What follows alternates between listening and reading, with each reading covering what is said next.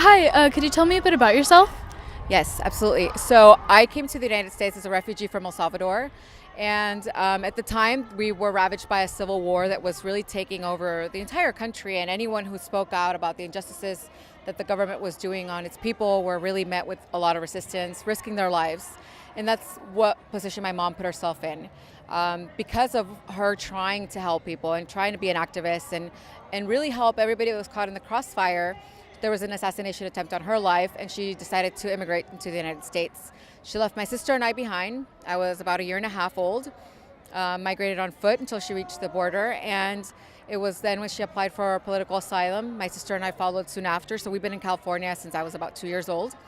What really got me involved into running was I've been really an activist since I was a kid. Of course, when you are fleeing your home country, you're always trying to keep up to date of what's happening and what you can do to better the living situations of many others. So my first protest, not even a protest really, we marched in Pride with my sister and when she was in fourth grade. So I was even younger than that.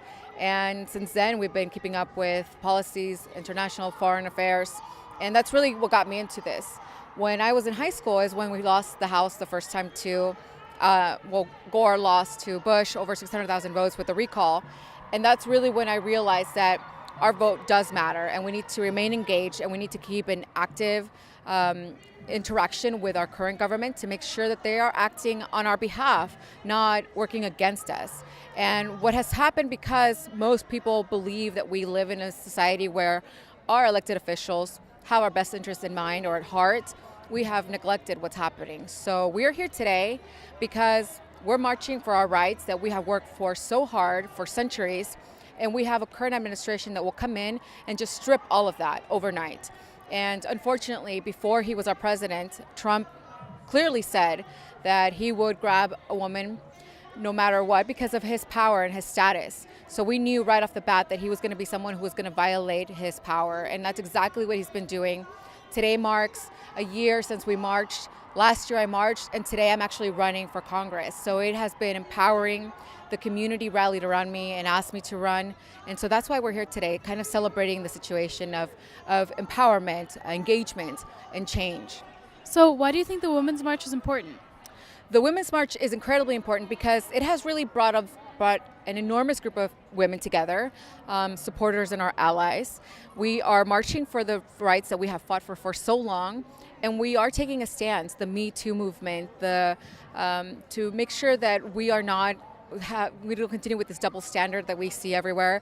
And it's something that I continue to fight. The rumors of a single woman who's running, it's just unbelievable. And this is exactly what we're combating. To have a minority woman who's a refugee run for Congress and having someone tell her to not run right now and wait your turn is exactly why we need to run.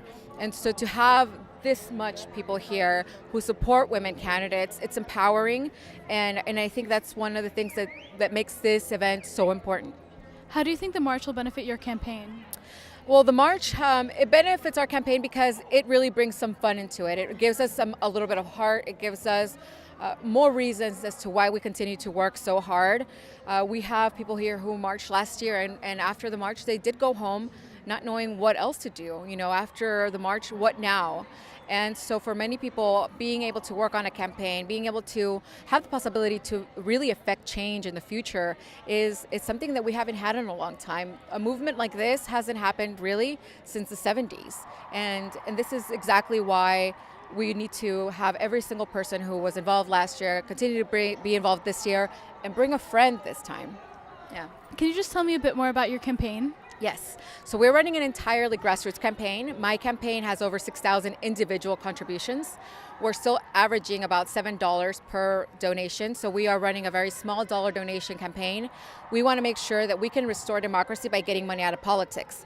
And that is one thing that really pulls people to the ballot, to the booths, because most people really believe that their voice doesn't count anymore, that the ballots, the votes, the elected officials are already spoken for by money.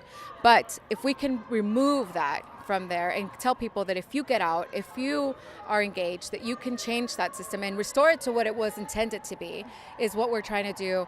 We also are fighting for Medicare expansion for all. We're fighting for equity in our educational system, and we're fighting to bring jobs into this region. Many of us haven't really recovered from the recession. We continue to struggle. We have 2 counties in this district that have welcomed the new year, again with unemployment rates of higher than 9%. We have 2 counties in this district also who depend, 52% of the population depends on some type of safety social net program.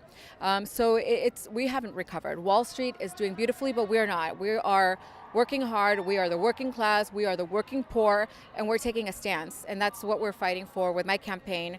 We've been endorsed by Justice Democrats, by Brand New Congress, which is it's a slate of candidates from Republicans, independents, and Democrats alike.